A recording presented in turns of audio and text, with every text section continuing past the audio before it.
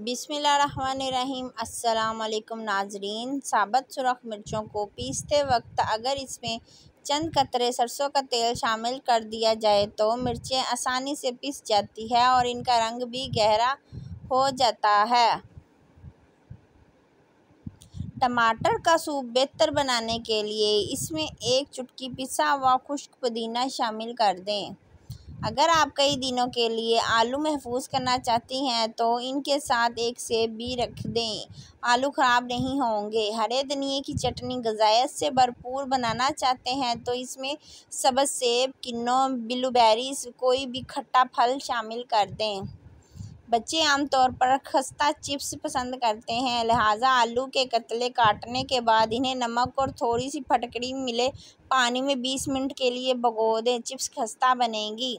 जली हुई देगची में एक कटी हुई प्याज डालकर ऊपर से खौलता हुआ पानी डाल दें। 5 मिनट बाद बर्तन धोने वाले किसी पाउडर या साबुन से साफ़ कर लें, देगची चमक जाएगी। चेहरे के इजाफी बाल साफ़ करने के लिए पानी में नमक डालकर सूती कपड़े से चेहरे पर मल लें। तकरीबन 1 हफ्ता बाकायदा इस्तेमाल से बाल ख़त्म हो जाएंगे। आटा गूंदने के थोड़ी देरी बाद ही इस पर पेड़ी आ जाती है। इसका हल ये है कि कोई भी प्लास्टिक की थैली लेकर चौकोर काट लें और इसको पानी में गीला करके आटे पर डाल दें। आटा कभी खुश्क नहीं होगा। फटी एड़ियों के लिए नींबू बहुत मुफीद है।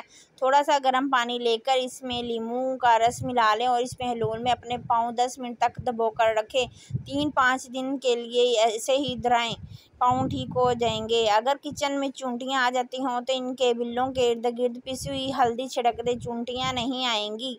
आटे को नीम गर्म पानी से गूंद कर रोटियाँ पकाई जाएं तो ये जल्द सूखेंगी नहीं बल्कि काफ़ी देर तक नरम और मुलायम रहेंगी। फर्नीचर और खिड़की दरवाज़ों को दीमक से बचाने के लिए थोड़ा सा केरोसिन डाल दें, इससे दीमक का खात्मा हो जाता है। खिड़की और दरवाज़ों पर अक्सर जाले आ जाते हैं, इन्हें साफ़ करने के लिए एक नरम चादर का टुकड़ा लें, इसे नीम गर्म पानी में डुबो दें और फिर डंडे पर लपेट लें। अखबार पर थोड़ा सा नमक डालकर इसको डंडे पर रोल कर लें। अब डंडे को चारों तरफ घुमाकर जाले साफ़ करें, इससे भी काफ़ी अरसे जाले नहीं लगेंगे। अगर आप खूदनी फलों को जरासीम से पाक करना चाहते हैं तो इसका टोटका ये है कि लाल दवा, जिसे बिनकी भी कहते हैं, इसको पानी में मिलाकर फल इसमें डुबो दें, फिर कुछ देर बाद फलों को साफ़ कर दें, इससे जरासीम फलों के ख़त्म हो जाएंगे।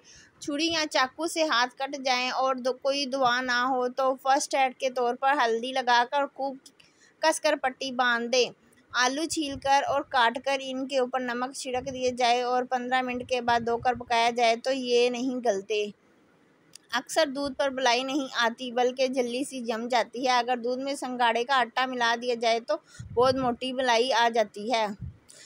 सोने की चेन में कीड़ा लग जाए तो इस पर टल्कम पाउडर छिड़क दें, कीड़ा आसानी से खुल जाएगी। घर के दरवाज़ों, खिड़कियों के शीशे और आईने चमकाने के लिए कपड़ों में लगाने वाला नील पानी में घोलकर शीशों पर मलें, फिर साफ़ और नरम कपड़े की मदद से इसे साफ़ कर लें, शीशे चमक जाएंगे। आमतौर पर मैदे की खराबी से होंठ फट जाते हैं। मैदे में गर्मी ज़्यादा हो तो इसबगोल का छिलका 1 गिलास शरबत संदल में शामिल करके 5 रोज़ निहार मुँह इस्तेमाल करें। अचार को ख़राब होने से बचाने के लिए इसे स्टील के चम्मच के बजाय लकड़ी के चम्मच से निकालें। अगर गुर्दे में पथरी हो तो नारियल के पानी में अंगूर का रस डालकर पिएं, ये गुर्दे की पथरी का बेहतरीन इलाज है। नींबू के छिलके सुखाकर पीस लें, इसमें नमक मिलाएं और रोज़ाना इससे दांत साफ़ करें। चंद दिनों में दांतों का मैल दूर हो जाएगा। आपके पर्स या कपड़ों की कोई जिप अगर फंस जाए तो इस पर थोड़ा सा मोम रगड़ दें, जिप आसानी से खुल जाएगी। 1 चम्मच मीठा सोडा, नमक और सुहागा लेकर किसी बोतल में रख लें, इससे रोज़ाना दांत साफ़ करें, दांतों की पिलाहट दूर हो जाएगी। शहद और नींबू के चंद कतरे मिलाकर रख लें, इन्हें होंठों पर लगाएं। इसके अलावा ताज़ा संतरे का बैरूनी हिस्सा होंठों पर मलें, नार के इस्तेमाल से भी होंठ फटना बंद हो जाएंगे। एक प्याले में नीम गर्म पानी लें और इसमें 2 चम्मच मकई का आटा शामिल करके पेस्ट बना लें। इस पेस्ट से चेहरे पर अमूदी दायरे की शक्ल में 15 से मिनट मसाज करें। एक केले को 1 कप दही में मिलाकर रोज़ खाएं, इससे मुंह के छाले ठीक हो जाएंगे। वो लोग जिनका ब्लड प्रेशर कम हो जाता है, इनको चाहिए कि रोज़ाना खजूरें खाएं। इसके अलावा लाल चुकंदर का इस्तेमाल भी ब्लड प्रेशर कंट्रोल करने के लिए मुफीद है। मेरी कौन सी टिप्स अच्छी लगी कमेंट्स करके ज़रूर बताइएगा। वीडियो अच्छी लगी हो तो वीडियो को लाइक करें, चैनल पर नए हैं तो चैनल को सब्सक्राइब करें और प्यारे प्यारे कमेंट्स करें। शुक्रिया। अल्लाह हाफ़िज़।